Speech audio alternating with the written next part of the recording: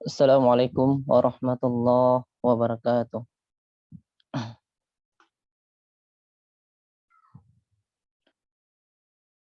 A'udzu billahi minasyaitonir rajim. Bismillahirrahmanirrahim.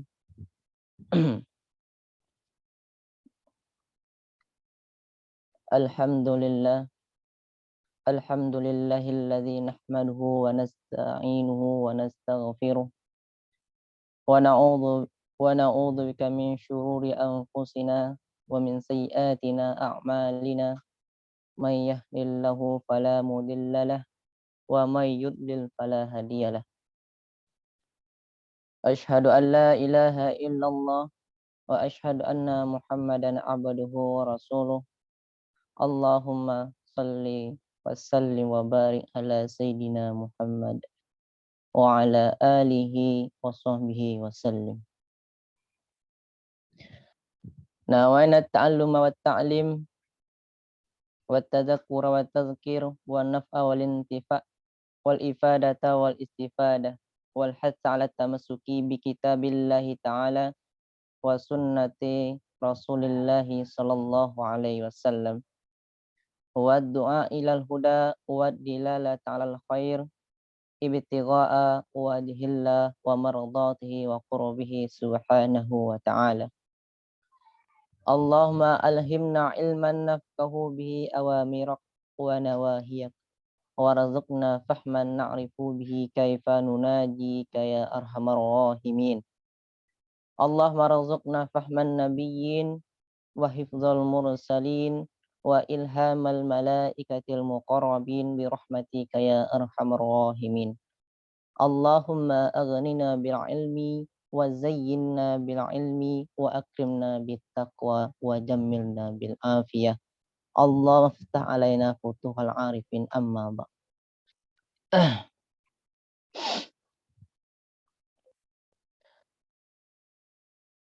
Yang berbahagia para jamaah hadirin dimanapun Anda berada. Alhamdulillah wa syukuri ala ni'amillah.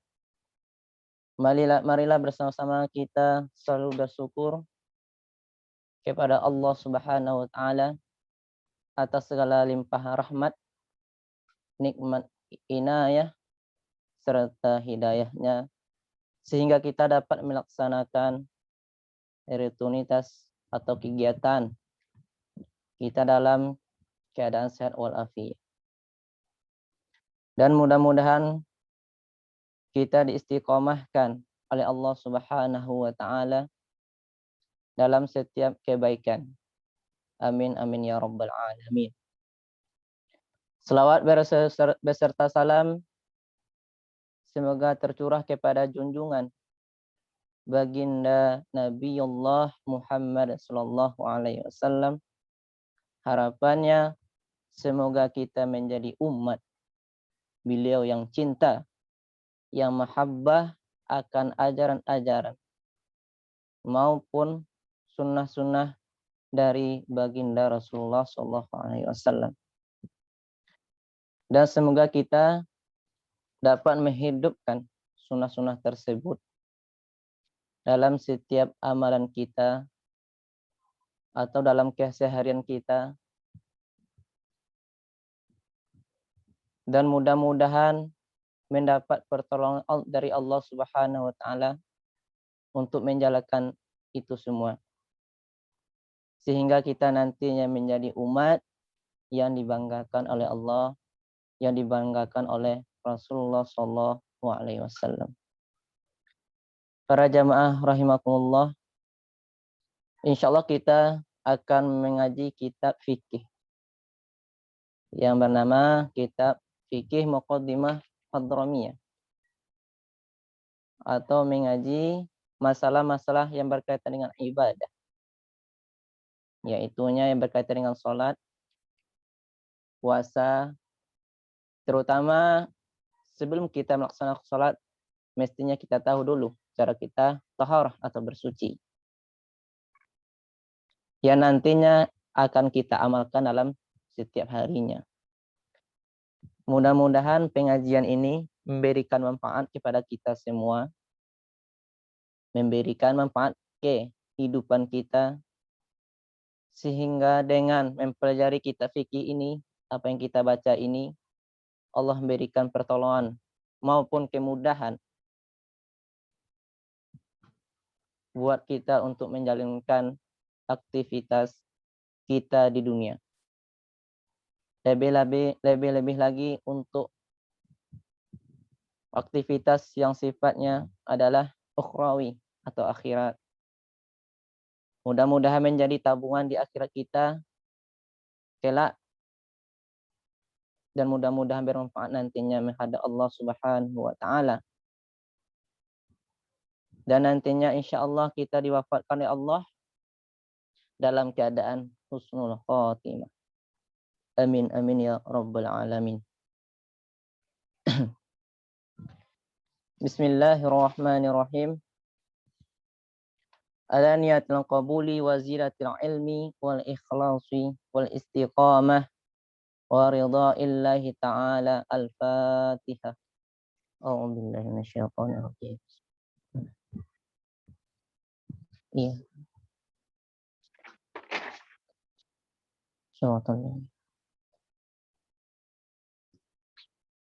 Dengan pembacaan Al-Fatihah tadi, mudah-mudahan pengajian kita lancar dari awal sampai akhir nanti insyaallah. Alhamdulillah, sekarang pengajian kita yang ke-23 insyaallah.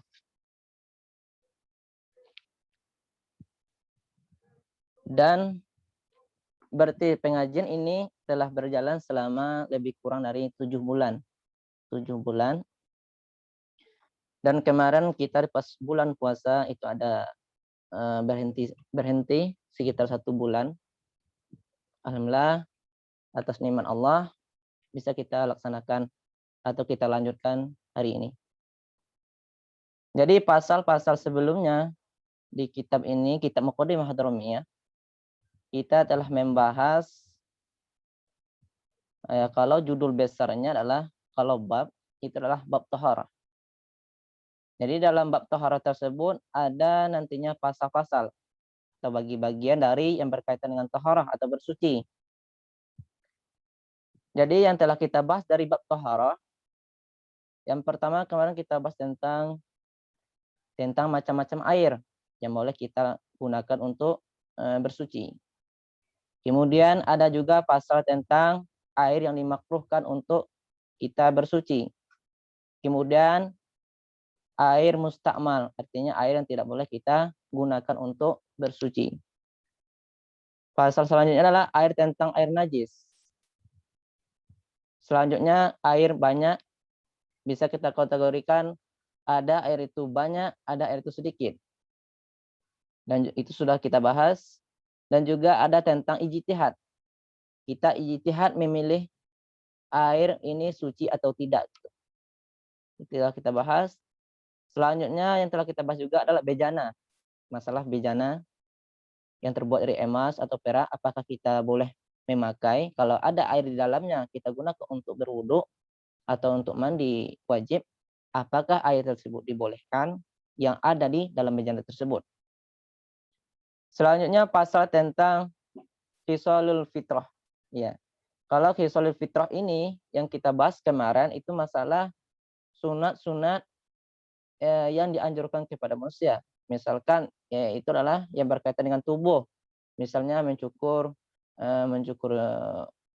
bulu-bulu yang ada di badan kita atau memotong kuku gitu. Itu namanya khisalul fitrah. Habis itu kita telah membahas tentang masuk ke pasal wudu, itu masalah yang di fardu wudu itu.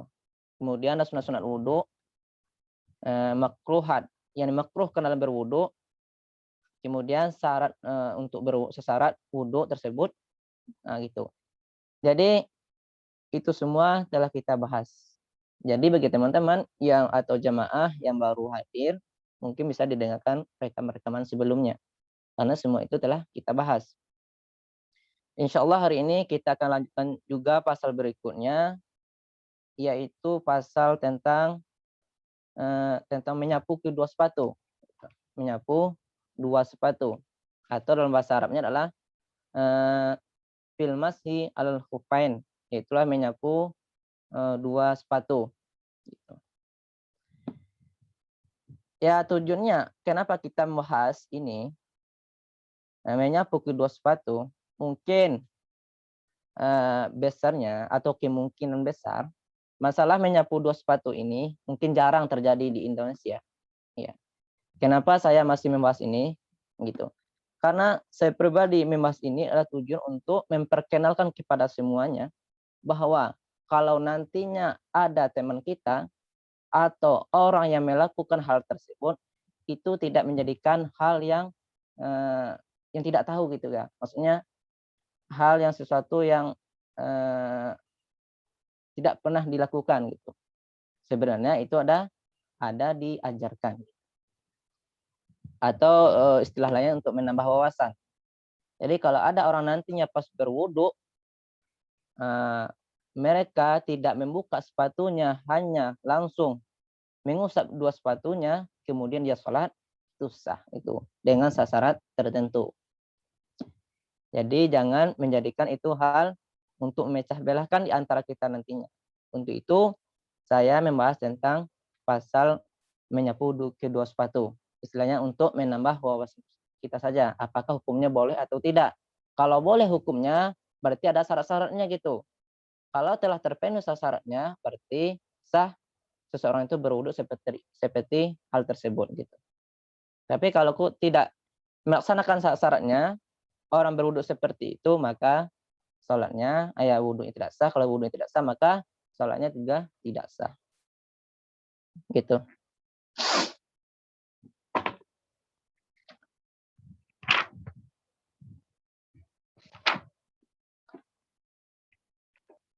Kita baca kitab dulu. Bismillahirrahmanirrahim. Qala al-musannifu rahimallahu ta'ala, nafa'anallahu fi ulumihi fid dharaini amin ya rabbal alamin. Faslun wa yajuzul mashu 'alal khuffaini badalan ana ghuslir rijlaini fil wudu'i.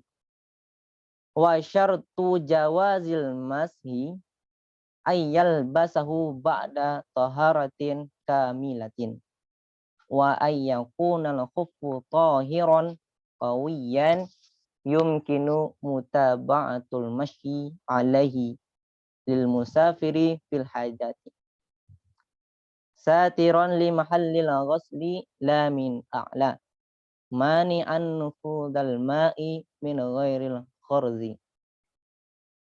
Oke, kita artikan.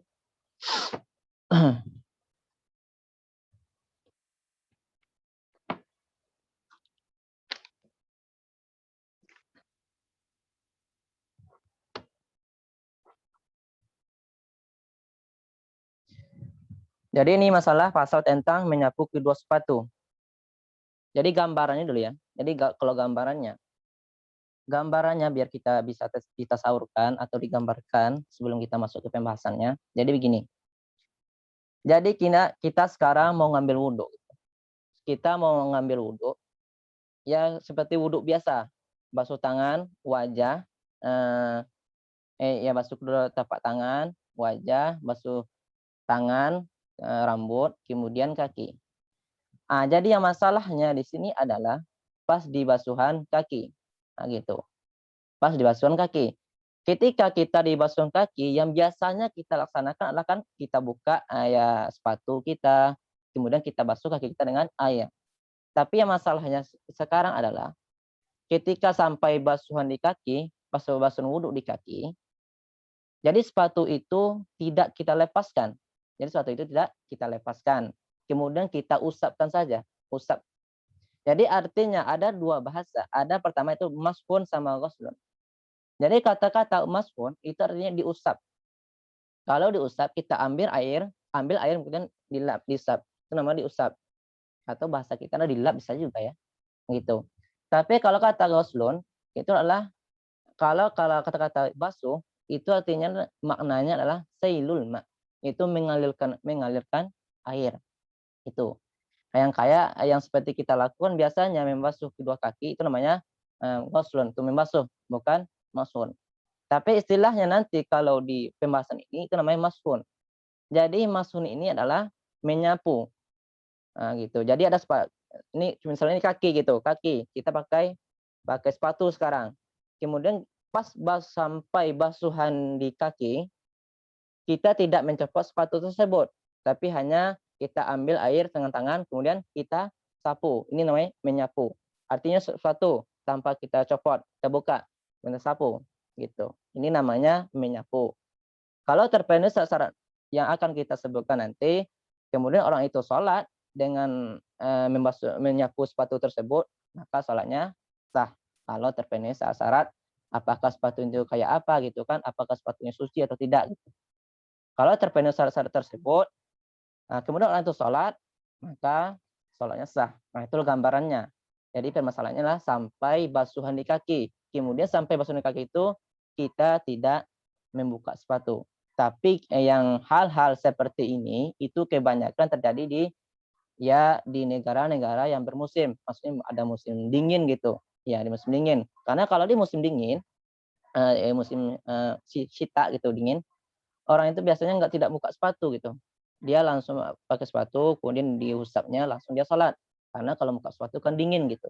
Apalagi kalau derajat dingin itu sampai 0, gitu atau 1 atau 2 gitu derajat Celciusnya, maka membuka sepatu itu terlalu susah atau dingin gitu. Oke, kita masuk. Itu pembahasan atau gambarannya yang kita bahas sekarang. Jadi permasalahannya pas basuhan di kaki. Jadi kalau kata kitabnya, kata musannifnya, wa yajuzul masu 'alal khuffain gitu. Boleh mengusap gitu. Jadi wa yajuzu boleh mengusap dua sepatu. Jadi khuffain itu artinya sepatu badalan sebagai ganti gitu. Badalan sebagai ganti dari membasuh dua kaki ketika berwudu. Ketika berwudu. Jadi artinya boleh mengusap dua sepatu ganti dari membasuh dua kaki ketika berwudu. Itu makna kitabnya. Oke. Jadi ada nama itu khuf. Ada namanya khuf. Jadi khuf itu nama kalau bahasa kita sepatu. Bahasa Arabnya khuf. Khufain berarti dua atasnya. Khufain dua sepatu. Jadi ada namanya itu adalah khuf. Khuf itu artinya sepatu. Jadi tak kala kita berwudu gitu. Tak kala kita berwudu seperti yang saya bilang tadi, ketika berwudu atau membasuh kaki, kita ada pilihan gitu. Ada pilihan. Boleh kita membasuh kaki seperti wudhu kita yang laksanakan biasa, atau ada cara satu lagi gitu. Cara satu lagi itu maksudnya adalah kita memakai sepatu dan kita usap. Kita pakai sepatu dan kita usap. Ya, kita usap sepatu tersebut. Kita usap sepatu tersebut sedikit di atasnya. Jadi kesimpulan, kalau taharah rijlain, taharah atau membasuh kedua kaki itu ada dua cara. Yang pertama yang pertama adalah dengan ghuslur rijlain. Ya, ghuslur rijlain itu yang seperti kita laksanakan biasa. Seperti biasa yang kita laksanakan ya, buka sepatu, buka sendal, kemudian kita basuh kaki kita dengan air. Atau dengan al-masul al-khuffain. Itulah mengusap dua sepatu. Nah, ini yang kita bahas sekarang. Gitu. Cuman apakah semua orang pakai sepatu boleh mengusap? Kan itu kan di pertanyaan. Apakah semua orang yang memakai sepatu bolehkah dia mengusap sepatunya gitu? Nah, jawabannya tidak. Akan tetapi ada syarat-syarat yang harus dipenuhi. Kalau terpenuhi berarti boleh sepatu tersebut untuk diusap dan boleh untuk dibawa sholat. Itu.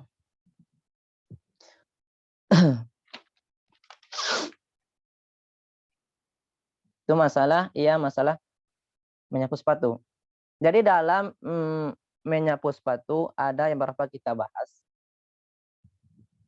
Poin yang pertama yang harus kita bahas adalah ada 3 poin. Poin yang pertama adalah apa hukumnya menyapu sepatu tersebut. Ini masalah hukum. Apa hukumnya kita menyapu kedua sepatu tersebut ketika berwudu? Apakah semua sepatu boleh diusap? Kita jawab tadi, tidak boleh. Nah, kecuali memenuhi syarat yang akan kita bahas nanti. Kemudian yang poin yang kedua adalah, ini masuk ke syaratnya. Ada syarat-syarat dikategorikan sepatu itu boleh diusap. Itu ada nantinya 5 syarat. Yang ketiga yang kita bahas adalah mudahnya atau masanya gitu. Berapa hari kita boleh mengusap sepatu tersebut? Itu berapa jangka waktunya gitu.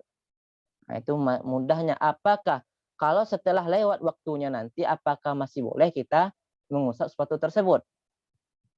Gitu. Bagaimana kalau kurang dari masa tersebut, apakah masih boleh? Nah, itu akan kita bahas. Berarti ada 3 poin. Pertama masalah hukumnya, yang kedua masalah syarat-syaratnya, yang ketiga masalah masa atau jangka waktunya gitu. Berapa hari kah gitu? Atau sampai 5 hari atau hitungan jam saja. Oke, kata mu'alif, kata pengarang kitab, beliau mengatakan ada situ mengisyaratkan dengan kata-kata wa yajuzu. Itu kan kalau musannif mengatakan wa yajuzul mashu. Ya. Jadi kata-kata wa yajuzu, kata-kata wa yajuzu takbir gitu. Maksudnya takbir dengan kata-kata yajuzu itu diisarahkan oleh musannif bahwa dengan gosdun itu lebih afdol. Gini maksudnya. Jadi ketika kita kata-kata musannif kan wa yajuzul masu, boleh hukumnya menyapu kedua sepatu. Wa yajuzu. Jadi kata-kata wa yajuzu tersebut yang ada di kitab, musannif atau pengarang kitab atau ya pengarang kitab ini mengatakan bahwa ghuslun atau membasuh itu yang lebih afdol kita kerjakan daripada menyapu kedua sepatu. Karena kedua-duanya sama boleh kita kerjakan, tapi yang lebih afdol, yang lebih bagusnya antara dua ini adalah membasuh kaki atau yang seperti kita laksanakan biasa itu lebih afdol daripada kita menyapu. Kenapa gitu? Ngapa alasannya membasuh itu lebih afdol daripada menyapu? Karena li'an Nabi Shallallahu alaihi wasallam aksara fi'lihi bi ghuslir rijlain. Karena Nabi Shallallahu alaihi wasallam beliau itu lebih banyak melakukan ketika berwudu adalah membasuh kedua kaki daripada mengusap sepatunya. Tapi kalau yang banyak dilakukan Nabi itu adalah membasuh kedua kakinya. Wa yajuzul masul kufain badalan. Oke. Ada kata-kata badalan di sini. Jadi ada kata-kata badalan. Jadi badalan itu kalau kita maknakan, badalan itu bahasa Arabnya, itu bahasa Arab. Kalau kita maknakan bahasa Indonesia, kalau badalan itulah bahasa Indonesia ganti. Kalau kita katakan ganti, kalau misalnya ada 2 sekarang, ada 2. Yang nama kata ganti adalah, misalkan kalau yang pertama tidak bisa, maka kita ambil dengan jalur kedua, gitu. Itu yang masuk dengan ganti kan gitu kan. Kalau kita memahamkan kata-kata ganti, jadi ada 2 perkara sekarang. Kalau tidak bisa yang pertama, maka kita lakukan yang kedua, itu ganti.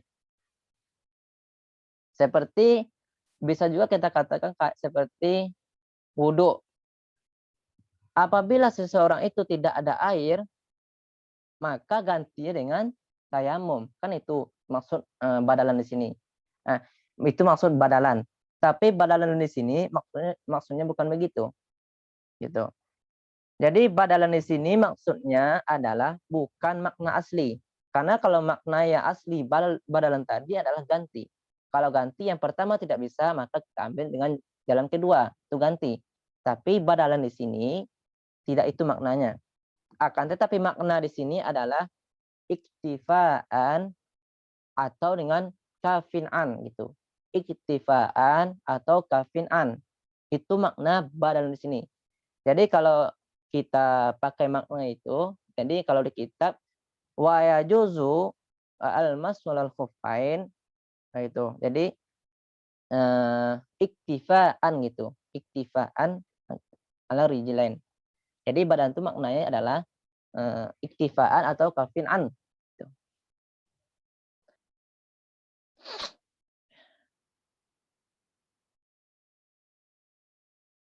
Atau ya, kalau kita buat kata-kata badal itu ganti, seolah-olah ghusl rijlain itu asalnya kan mubdal minhu dan mashul khufain itu badal gitu. Karena kalau kita samakan dengan badal itu maknanya ganti, maka ghusl rijlain itu namanya mubdal minhu dan mashul khufain itu badal. Seperti itu juga kayak orang berwudu. Berwudu dengan air itu namanya mubdal minhu dan badalnya itulah tayamum. Kalau kita tidak ada air, kan ganti dengan air. Kalau kita maknakan badal sini dengan ganti. Tapi yang makna badal sini adalah iktifaan atau kafin'an. Iktifaan atau kafin'an gitu.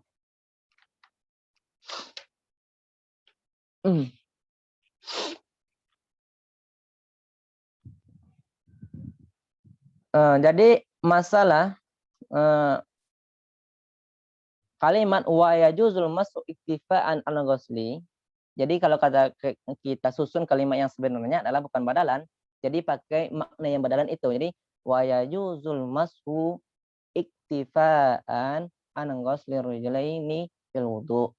Jadi kita ganti badal itu adalah dengan makna karena makna badal itu adalah iktifaan, maksud yang di sini.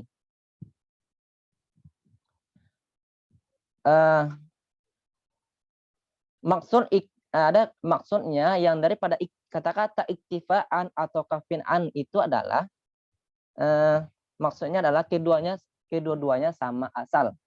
Oke, kedua-duanya sama asal. Ghuslur rijlain asal, mashul khufain asal. Gitu. Beda dengan wudhu sama tayamum. Kalau kita berwudhu dengan air itu asal. Kalau tayamum itu bukan asal, tapi ganti dari kita berwudhu dengan air karena tidak ada air gitu. Tapi kalau masalah gosal sama meskun yang di sini adalah itu sama-sama asal keduanya, sama-sama asal. Istilahnya kalau sama-sama asal, kalau kita kerjakan satu, maka itu telah memadai untuk yang lain gitu. Kita kerjakan pakai cara dengan gosal, maka sah. Kita kerjakan dengan masul, maka sah gitu. Jadi bukan mesti harus ghuslur rijal itu tidak bisa kemudian kita ganti dengan masul khufain, bukan begitu. Jadi di sini walaupun kita bisa membasuh kedua kaki dengan air, walaupun itu mudah caranya, kita ambil dengan cara yang lain, itu menyapu kedua satu itu boleh. Walaupun mudah kita mencopot sepatu, walaupun tidak ada darurat gitu, tapi kita mau menyapu sepatu saja, ya tidak apa-apa karena kedua-duanya sama-sama asal gitu. Karena tidak ada mengganti, karena keduanya sama-sama asal. Karena ghuslur rijal itu asal, masun itu asal. Gitu. Beda dengan kayak wudu sama tayamum. Kalau tayamum itu berlaku ketika kita tidak bisa berwudu, maksudnya tidak ada air, baru tayamum bisa kan gitu. Ya, itu kita ibaratkan gitu. Jadi wudu selagi ada air, masih bisa kita pakai air, maka hukum tayamum itu tidak berlaku. Tidak berlaku. Kapan hukum tayamum itu berlakunya? Ketika kita tidak ada air atau tubuh kita atau badan anggota wudhu kita tidak bisa kena air, maka kita ganti dengan cara tayamum. Tapi di masalah mashun atau ghuslun di sini itu tidak. Walaupun mudah kita membuka sepatu walaupun tidak ada daruratnya gitu kan, kita pengen mengusap, ya boleh gitu. Walaupun membuka sepatu itu mudah, maksudnya mau pakai air langsung disiram kaki itu mudah, tapi kita sekarang tidak mau gitu. Karena keduanya ini sama-sama asal gitu, sama-sama asal. Terserah kita mau pilih mana. Ini sama dengan masalah ghuslul rijalain sama masul khufain ini sama dengan eh, kifaratul yamin. Itu kifarat orang yang bersumpah. Kan gini, dalam surah Al-Maidah dikatakan ayat 89 kan, situ dikatakan orang yang bersumpah kemudian dia melanggar sumpahnya, maka orang itu kena kafarat gitu. Jadi kan kafaratnya ada 3. Ada it'am, kedua ada kiswah, yang ketiga adalah rukbah gitu. Ada mengasih makanan, mengasih pakaian, ada melekatkan budak. Jadi yang ketiga-tiga ini kalau seorang melanggar sumpah, maka dia boleh memilih antara yang 3 ini. Apakah dia itu mengasih makan orang miskin, apakah ngasih pakaian, atau melekatkan budak. Oke, zaman sekarang tidak ada budak. Oke, berarti hanya 2 yang ada. Berarti it'am sama kiswah, gitu kan? Itu mengasih makanan, yang ngasih makanan 10 orang miskin, ya, mengasih makan orang 10 miskin, atau kiswah, atau memberi pakaian, gitu. Jadi kita boleh pilih mau kita yang it'am atau kiswah, itu terserah. Karena ketiga-tiganya it'am, kiswah, atau itfun itu sama-sama asal. Jadi boleh kita pilih mana kita mau saja, mana kita sanggup. Misalnya, kalau kita tidak sanggup yang ketiga ini, sebagaimana yang disebutkan itu fa'ilam yajid gitu kan, maka fasyam gitu. Maka kita puasa 3 hari. Kalau misalnya kita tidak sanggup it'am, kiswah, tidak sanggup ikut rukbah gitu, maka jalan selanjutnya adalah dengan puasa. Itu kan kita samakan seperti ini dengan kafaratul yamin, masalah masun atau ghuslun tadi. Itu sesama asal. Jadi kalau masalah mashul khufain atau ghuslul rijalain itu wajib itu adalah wajib mufayyar. Karena kan membasuh kedua kaki itu termasuk kan fardu wudu, ya. Fardu yang wati artinya wajib kita laksanakan. Iya, atau bahasa lain itu wajib mukhayyar. Wajib mukhayyar adalah wajib boleh pilih apakah kita dengan membasuh kedua kaki atau dengan cara mengusap. Itu terserah kita. Oke. Oke, berarti di sini ada kata-kata fil wudu. Kalau di kitab kan apa namanya itu? Apa ya? Rijlain kan wa yajuzul mashu badalan rijlain gitu fil wudu. Jadi ini hanya berlaku untuk wudu. Jadi kita mau mengusap ini hanya terbatas pada wudu saja gitu. Nah, bagaimana kalau kita menyapu gitu kan? Bagaimana kalau kita menyapu sepatu tak kala kita mandi? Misalkan kita junub. Ketika kita mandi junub, kita tidak melepaskan sepatu kita gitu. Dengan kita cara usap. Apakah boleh? Itu tidak boleh gitu. Tidak boleh. Karena yang mengusap sepatu ini hanya berlaku di waktu berwudu saja. Jadi ketika mandi junub atau mandi-mandi yang sunat yang lain itu tidak berlaku. Misalnya ketika mandi junub kan, ya, sekarek badan kita, maksudnya separuh badan kita kita kasih air, kita siram sama air, kemudian pas sepatu kita usap. Maka kalau di pas mandi itu usapannya tidak sah. Gitu. Tapi kalau jadi rukhsah ini adanya ketika berwudu. Gitu. Kemudian syarat-syaratnya gitu. Jadi syarat itu masalah wa yajuzul tadi, wa yajuzul mashu ala khufain badalan an ghuslur rijlain bil wudu. Kemudian wa syartu jawazil masih. Nah, sekarang masuk ke poin kedua adalah tentang syarat-syarat sepatu yang boleh kita usap tersebut. Kalau telah memenuhi syarat-syarat ini, maka boleh kita usap dan boleh kita bawa untuk sholat.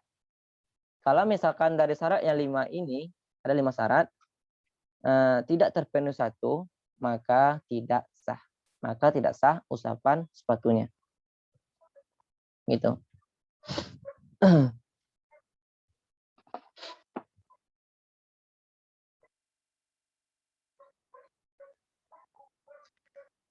Syarat yang pertama, jadi syarat untuk boleh menyapu sepatu adalah ayyal basahu ba'da taharatin kamilatin. Jadi syarat yang pertama adalah sepatu yang boleh diusap adalah dia memasang sepatu itu setelah sempurna basuh 2 kaki. Oke. Dia memasang sepatu tersebut setelah sempurna basuhan 2 kaki. Jadi maknanya ayyal basahu ba'da taharatin kamilatin. Seseorang itu memasang sepatu, ya maksud sepatu yang mau diusap tadi, setelah sempurna basuh 2 kaki. Contoh. Jadi sebenarnya kapan sih kita mau mulai gitu kan usap sepatu tersebut? Contoh, ada orang berwudu gitu. Ada orang berwudu. Kemudian pas basuh kaki, ya dia wudu kayak biasa. Dia basuh kedua telapak tangannya, basuh wajah, tangan, usap rambut gitu kan. Pas sampai di kaki, dia basuh sampai di kaki, dia basuh kaki kanan gitu kan. Dia basuh kaki kanan gitu. Misalkan ini kaki nih, basuh kaki kanan. Setelah itu setelah dia basuh kaki kanan, langsung dia pakai sepatu. Setelah dia basuh kaki kanan, langsung dia pakai sepatu. Kemudian dia membasuh kaki yang kiri lagi. Kemudian dia basuh kaki yang kiri lagi, kemudian dia baru membasuh, kemudian dia baru memakai sepatunya. Itu. Jadi pertanyaan sekarang, apakah sah memasang sepatunya gitu? Apakah sah memasang sepatunya? Jawabannya tidak sah. Jawabannya tidak sah. Karena belum sempurna wudhunya kecuali yang kiri. Nah, jadi maksudnya gini. Ya kita kan berwudhu. Berwudhu kayak biasa. Sampai basuhan di kaki. Tadi kan syarat yang pertama dikatakan seseorang itu masuk syarat yang pertama, dia memasang sepatu itu setelah sempurna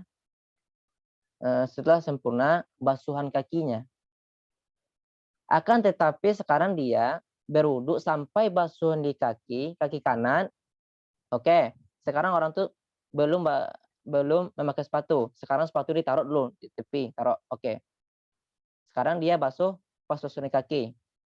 Jadi basuh bukan usap sekarang, basuhan di kaki.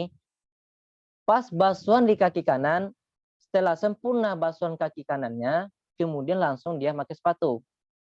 Oke. Kemudian dia langsung memasuki kaki yang kiri. Kan gitu. Langsung dia masuk kaki yang kiri. Setelah dia masuk kaki yang kiri, langsung dia pakai sepatu yang kiri. Gitu. Kan pertanyaan tadi, apakah sah pasang sepatunya seperti ini? Tidak sah. Gitu. Karena belum sempurna wudhunya. Kenapa belum sempurna? Karena syarat tadi mengatakan seseorang itu sepatunya sah diusap setelah sempurna basuhannya. Sekarang kan tidak sempurna. Kenapa tidak sempurna? Karena dia setelah membasuh kaki kanan langsung dia pakai sepatunya. Yang sebenarnya adalah maksud sempurna di sini, sempurna dia basuh kaki kanan ke kiri. Gitu. Sempurnakan dulu basuh kaki kanan, kemudian ke kiri gitu. Habis itu baru pasang sepatu. Jadi bukan setelah basuh kanan langsung ke sepatu. Kemudian basuh yang kiri langsung sepatu, bukan gitu. Karena itu belum sempurna basuh kakinya. Maksud sempurna di sini adalah dibasuh dulu basuh dulu kedua kakinya, kemudian baru dipasang sepatunya. Kalau terjadi seperti yang pertama tadi, setelah dia basuh kaki yang kanan, kemudian dia pasang sepatu, nah gitu kan, kemudian dia basuh kaki kiri, langsung dia pakai sepatu, gitu kan. Pertanyaan gini, apakah sah pasang sepatunya? Kan itu tidak sah karena wudhunya ya karena belum sempurna wudhunya, nah, gitu, karena wudhunya belum sempurna, Tapi yang sah itu adalah wudhu sampai di kaki, dia basuh kakinya kanan dan kiri, habis itu baru dia pasang sepatunya keduanya. Artinya selesaikan dulu wudhunya, baru itu harus habis itu baru pasang kedua sepatu. Tapi kalau terjadi seperti yang tadi, dia buka, dia basuh kaki, kemudian masukkan sepatu, basuh yang kiri, kemudian masukkan sepatu. Berarti antara dua kaki ini kanan kiri, mana yang sah basuhannya? Gitu. Maksudnya pasang sepatunya mana yang sah gitu. Maka yang sah adalah kiri. Karena kiri itu telah sempurna basuhannya, baru dia masang sepatu. Berarti gimana cara sempurnakannya lagi? Bagaimana cara sempurnakannya lagi adalah buka yang kanan tadi, habis itu baru pasang sepatu lihat. Nah itu, buka yang kanan tadi, habis itu baru pasang lagi. Baru sah pasang sepatunya.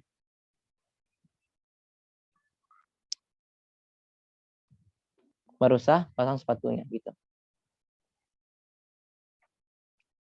Itu syarat yang pertama.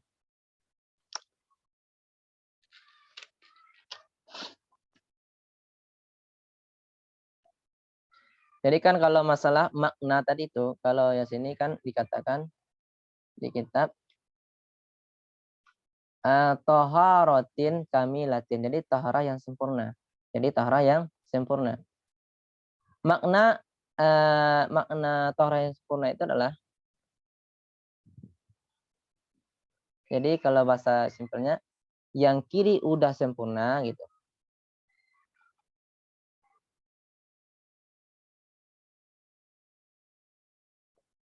Jadi itu singkatnya, berarti kalau kita mau pasang sepatu, kita amalkan dengan cara mengusap.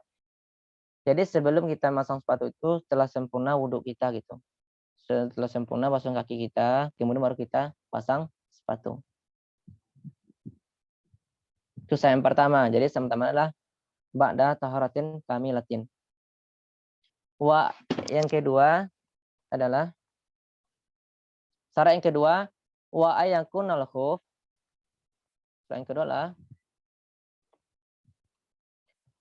wa ayakunal khufu tahiron. Ini. Jadi syarat yang kedua, sepatu itu mesti suci.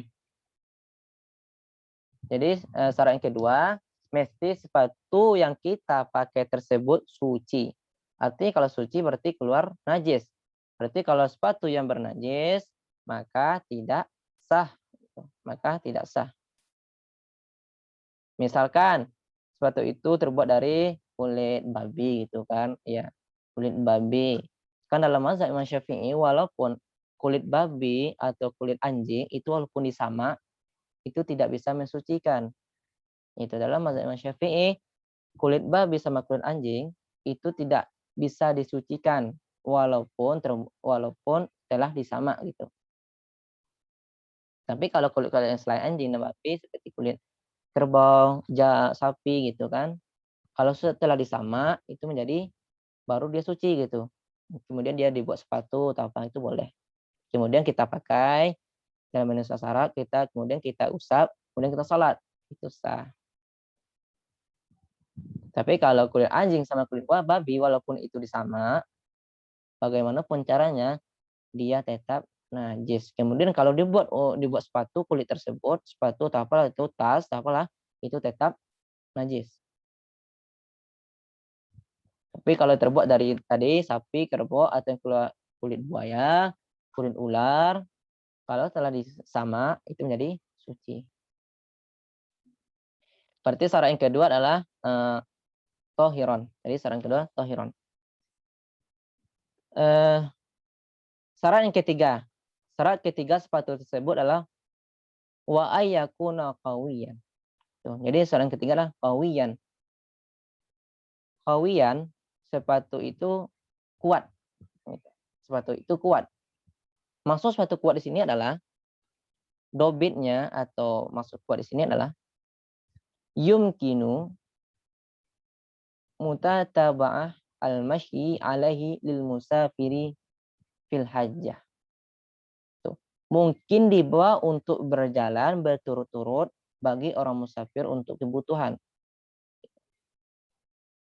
Nah, gitu. Jadi maksudnya kata-kata qawiyan di sini. Jadi kalau kita pergi musafir, gitu, sepatu ini kita pakai, robek enggak? Gitu.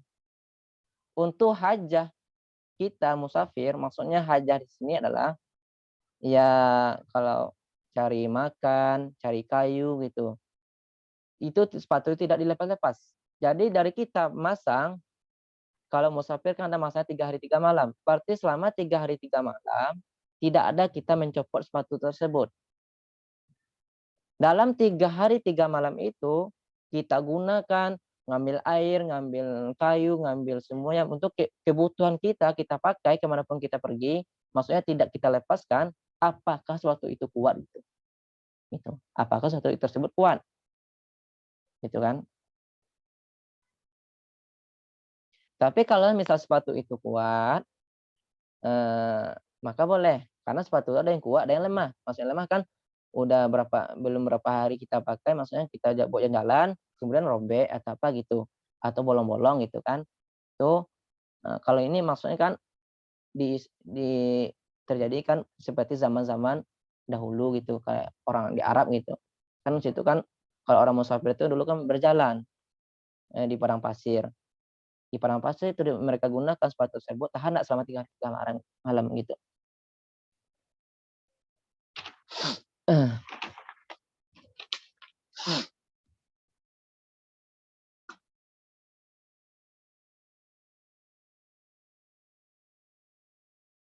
Jadi maksudnya dobitnya kawiyan di sini adalah seandainya kita kalau kita bawa berjalan untuk hajat musafir kita, perjalanan kita tidak robek, tidak rusak, berarti sepatu tersebut termasuk kuat. Maka boleh diusap.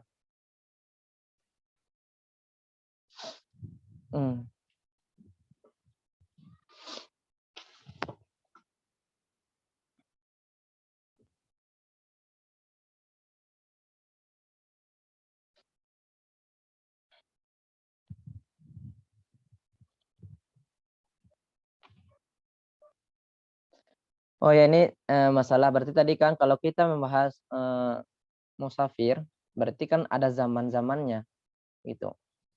Jadi tentang zaman khuf dan zamannya kita memakai sepatu tersebut ada masanya, ada batasnya gitu. Jadi seandainya kita setelah memasang sepatu berapa kita kasih mudah atau masa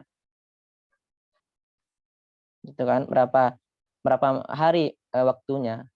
Jadi di sini ada 2. Jadi ada untuk mukim, ada untuk musafir.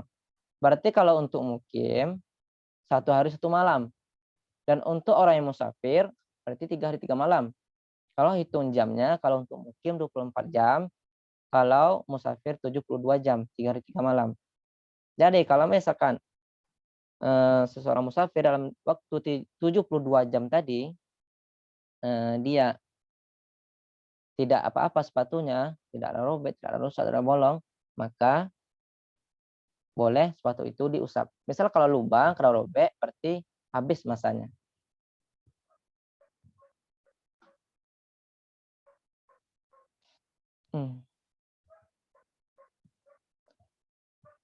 Oke, berarti yang pertama kita bahas masalah musafir. Jadi kalau musafir kita bahas, berarti kalau khufnya itu untuk musafir, kalau sepatu itu kita gunakan untuk musafir, itu kan, untuk musafir perjalanan jauh, berarti dia mempunyai waktu 72 jam. 72 jam itulah 3 hari 3 malam. Nanti sepatu itu kalau di bawah hajat musafir, ya keliling-keliling selama ya tanpa dibuka gitu kemana dia pergi gitu kan, cari kebutuhannya, dipakai sepatu terus hajat musafirnya, apakah kuat gitu. Kalau kuat berarti sepatu itu dikategorikan kuat.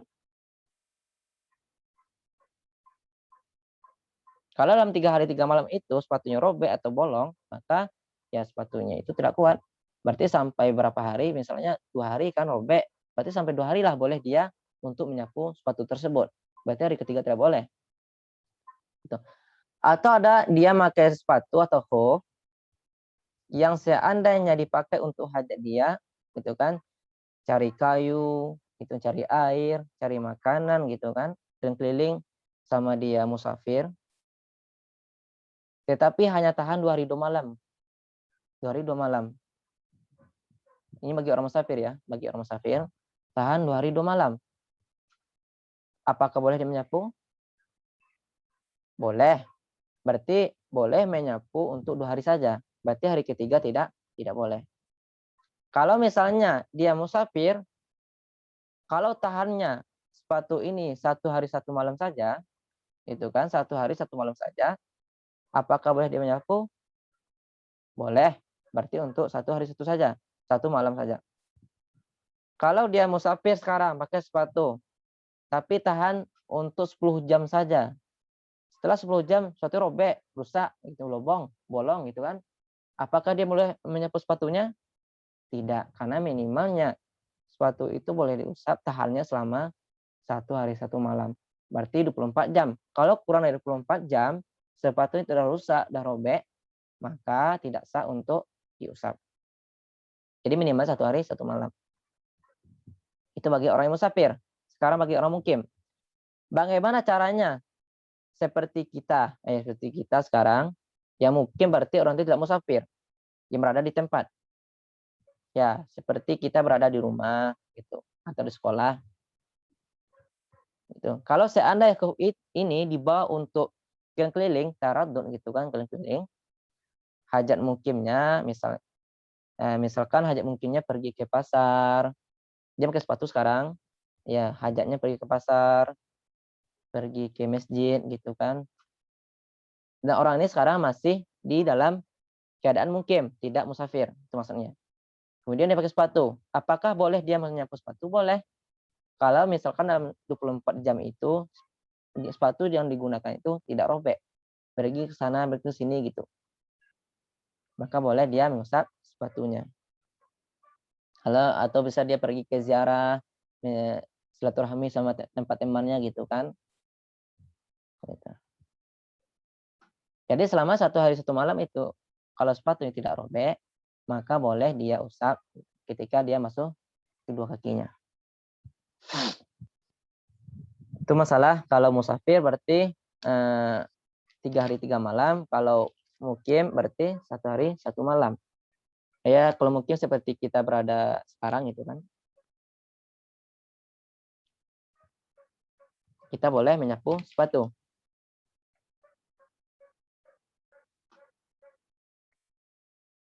Jadi kalau kesimpulannya sih bagi orang musafir dan mukim, kalau musafir itu adalah diintibarkan dilihat segi apa?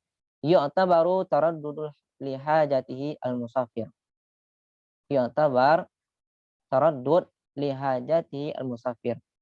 Jadi kita lihat selama kalau untuk orang musafir diintibarkan dilihat selama hajatnya 3 hari 3 malam itu atau 72 jam tersebut, robek nggak sepatunya tersebut, kuat nggak sepatunya. Kalau kuat berarti boleh dia menyapu sepatunya. Al-mukim, kalau mukim yu'tabaru at-taradu al-mukim fi hayatihi. Ya, bagi orang mukim berarti 24 jam. Selama 24 jam itu dia tanpa membuka sepatu, dia pergi ke sana, pergi ke pasar, pergi ke masjid, pergi tempat tetangganya atau temannya gitu kan, silaturahmi, masih di kalangan masih di masa mukim, maka boleh dia kalau tidak robek atau tidak rusak sepatunya, maka boleh dia mengusap itu. Oke, syarat yang keempat, berarti kalau syarat yang kedua tohiron, yang ketiga kawiyan. Kawiyan di sini maksudnya adalah kalau untuk orang musafir kuat selama 3 hari 3 malam, kalau untuk orang mukim kuat sepatu tersebut selama 24 jam itu sehari semalam. Jadi kalau kurang dari 24 jam, baik itu bagi musafir atau orang mukim, maka tidak boleh untuk menyapu sepatu. Seperti tadi, kalau orang musafir kan baru 10 jam udah rusak sepatunya gitu. Atau bagi orang mukim, kita baru 15 jam rusak sepatunya. Apakah boleh dia menyapu? Tidak. Karena minimal batas pelindikan adalah 24 jam. Gitu. Selanjutnya keempat, satiron li mahallil ghusli la min a'la. Jadi yang keempat, satiron li mahallil ghusli la min a'la. Menutup tempat basuhan yang wajib, bukan dari atas. Jadi menutup tempat basuhan yang wajib tidak disyaratkan di atas. La min a'la, tidak disyaratkan dari atas. Jadi satiron li mahallil ghusli, menutup tempat basuhan yang wajib bukan dari atas. Maksudnya bukan dari atas, kalau kelihatan dari atas itu tidak apa-apa. Jadi satir li mahallil ghusli artinya adalah minal asfal wal jawanib. Nah, gitu. Maksudnya adalah satir ini gimana? Maksudnya kalau kita pakai sepatu, kan batas maksudnya li mahallil ghusli itu adalah li mahallil ghusli fardhi. Kan kalau batasan basuhan kaki kita kan minimal kan sampai mata kaki. Gitu. Berarti sampai mata kaki. Berarti kalau lewat mata kaki ke atas itu kan sunat membasuh. Tapi yang diwajibkan itu adalah dari ujung mata kaki sampai ujung jari kaki itu sampai mata kaki. Kan itu yang diwajibkan. Gitu. Jadi sepatu tersebut dari ujung kaki sampai mata kaki itu harus tertutup. Tertutup ini dari mana? Itu dari tempatnya gitu. La min a'lani maksudnya adalah kalau kita pakai sepatu tinggi kayak sepatu apa ya di kampung yang sering kita pergi ke kebun gitu, sepatu bot gitu. Kan kalau sepatu bot kan panjang sampai ke betis, panjang kan? Kalau kita lihat dari atas, ini kan lihat dari atas kan kelihatan kaki kita gitu. Itu tidak apa-apa, itu maksudnya la min a'la. Jadi kalau kelihatan kaki kita dari atas itu tidak disyaratkan, itu tidak termasuk syarat. Yang intinya yang syarat itu adalah satiron li mahallil ghusli fardhi. Yang penting ditutup itu adalah tempat basuh yang fardu, baik dari atas maupun dari samping gitu. Berarti sepatu ini harus ditutup basuhan yang fardunya. Yang fardunya. Jadi kalau dari atas seperti sepatu bot atau seperti sepatu yang sering kita bawa ke kebun atau ke ladang, kan kebuka dari atas gitu, panjang kan luas bagian depannya. Itu tidak apa-apa karena itu tidak termasuk syarat. Tidak termasuk syarat. Itu syarat yang keempat. Berarti syarat keempat itu harus tertutup adalah bagian yang wajib dibasuh ketika berwudu itu sampai mata kaki. Itu oke. Okay.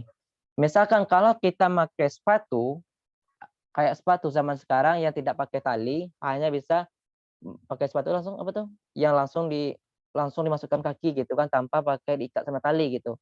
Itu kan kalau kita tidak pakai kaos kan kelihatan mata kaki kita gitu, mata kaki kita. Berarti kalau kita pakai itu kalaupun kuat, berarti tidak masuk syarat. Nah, berarti itu batal syaratnya gitu.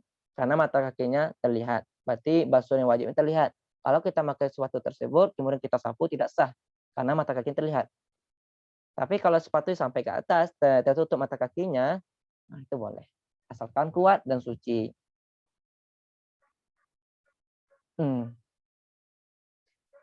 Saran yang kelima adalah mani'an nufuzal ma'i min ghairil kharzi.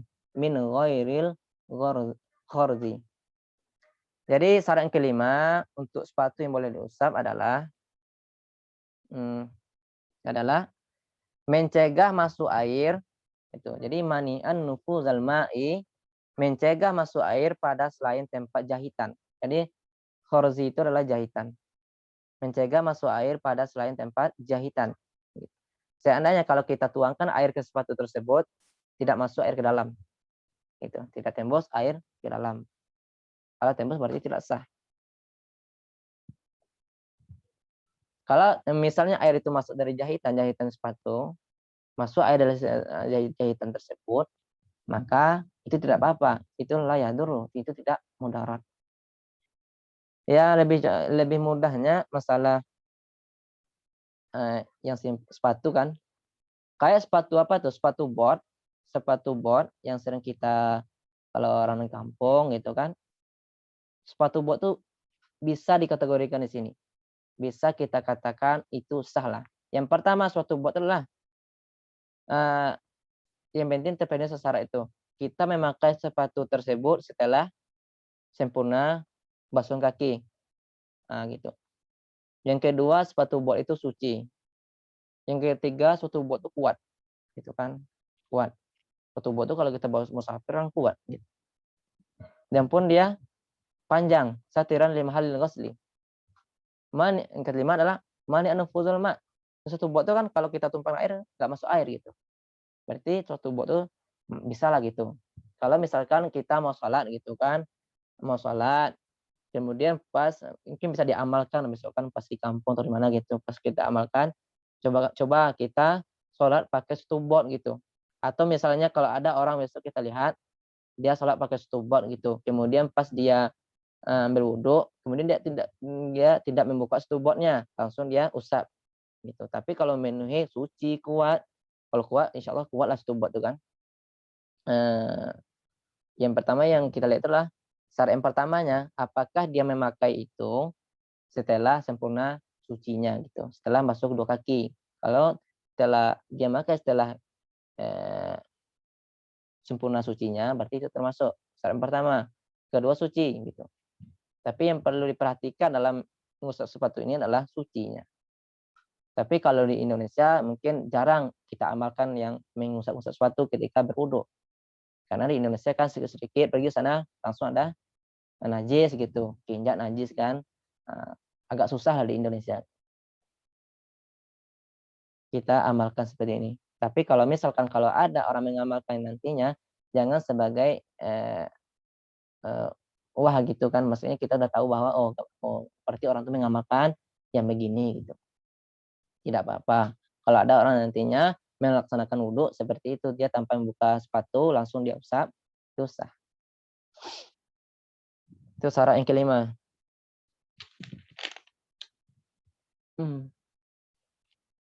Berarti syaratnya yang pertama ba'da taharati kamilah, yang kedua tuh suci, yang ketiga qawi. Qawi ini maksudnya ada dua sini, maksudnya yumkin gitu kan. Mungkinlah untuk orang musafir ini kuat sepatunya untuk kebutuhan hajatnya, untuk berjalan mencari kebutuhan ketika musafir. Kalau yang keempat itu adalah mani abatnya tertutup tempat basuh fardunya. Yang kelima adalah tidak bisa masuk air. Maka kalau terpenuhi 5 syarat ini, maka sepatu itu boleh kita jadikan atau ketika berwudhu kita tanpa buka sepatu tersebut boleh kita usap. Tapi kalau misalnya syarat ini tidak terpenuhi satu, misal sepatu kan kuat, suci, kayak sepatu bot tadi kuat, suci gitu kan. Tapi kayak sepatu bot tadi, misal sepatu ini kuat tapi tidak suci gitu. Itu sepatu bot kan. Sepatu itu kuat tapi tidak suci dan pun air tidak masuk kalau disiramkan. Apa kita boleh melakukannya? Kita usap ketika berwudu? Tidak boleh karena tidak suci. Nah, itu masalah syarat-syaratnya. Nah, jadi insya Allah mungkin minggu depan lah kita bahas ya.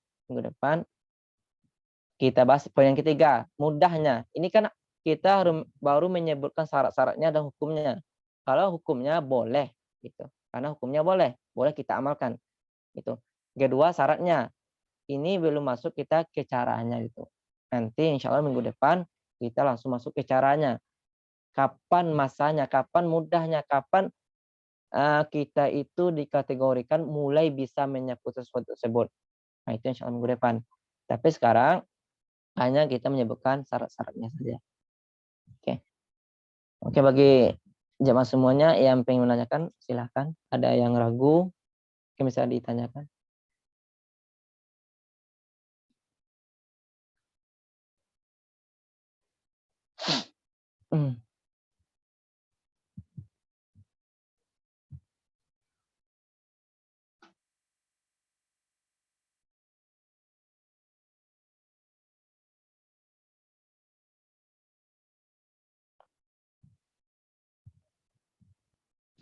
Ada yang mau ditanyakan? Mungkin dari penjelasan tadi ada agak rancu atau agak ragu surahnya. Bisa ada pertanyaan sekarang? Insya Allah di minggu depan langsung masuk ke caranya gitu. Cara memakai gitu. Berarti sekarang syaratnya udah.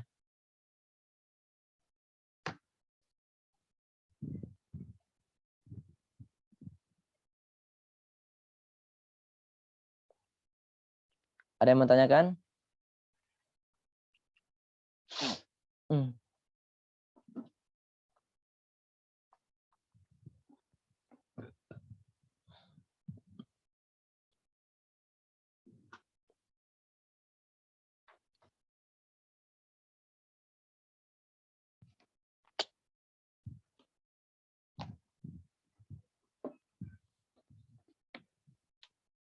Ada enggak?